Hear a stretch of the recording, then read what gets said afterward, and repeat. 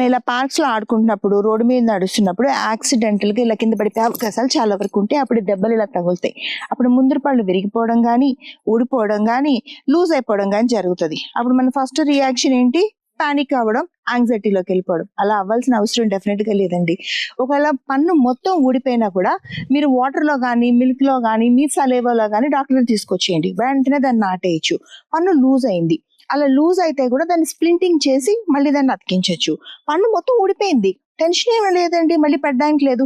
Implants ఇప్పుడు అందుబాటులో ఉన్నాయి. చక్కగా ఒక ఇంప్లాంట్ వేసామా, అచ్చులు తీసుకున్నామా, కొత్త పన్ను పెట్టామా, చక్కగా మన పన్నులాగే ఉంటుంది, న్యాచురల్ గా ఉంటుంది, గట్టిగా ఉంటుంది. సో ఇంత బ్యూటిఫుల్ ఆప్షన్స్ ఉన్నాయి.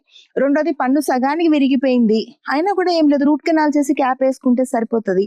లేదా రూట్ కెనాల్ కూడా అవసరం లేకుండా ఒక్కోసారి చిన్న సింపుల్ ఫిల్లింగ్ తో కూడా మన సగం విరిగిపోయిన పన్ని మళ్ళీ రీబిల్ట్ చేయొచ్చు. ఇంత ఈజీగా ట్రీట్మెంట్స్ ఉన్నాయి. కాకపోతే ఎమర్జెన్సీలో మీరు పానిక్ అవుతారు, అలాంటప్పుడు వార్మ్ వాటర్ తో నోరు కడుక్కోవాలి. వార్మ్ వాటర్ లేకపోతే నార్మల్ వాటర్ తో కడుక్కోవాలి. కోల్డ్ కంప్రెషన్స్ అనేవి అప్లై చేయాలి. దానివల్ల స్వెల్లింగ్ కానీ, బ్లడ్ క్లాట్స్ కానీ ప్రివెంట్ చేస్తాం. ఇమ్మీడియట్ గా డాక్టర్ ని కలవాలి, డెంటిస్ట్ ని మర్చిపోకండి. ఎందుకంటే అందరూ నెగ్లెక్ట్ చేసే పార్ట్ ఏంటంటే డెంటిస్ట్ ని కలవకుండా వదిలేయడం, ఏవో మందులు తెచ్చుకుని వేసుకోవడం. ఆ తప్పు మటుకు చేయకండి. ఒక్కోసారి జా బోన్స్ లో కూడా ఇన్ఫెక్షన్ అవ్వడం, పన్నులో ఇర్రిపేరబుల్ ఇన్ఫెక్షన్ అవ్వడం లాంటివి జరుగుతాయి.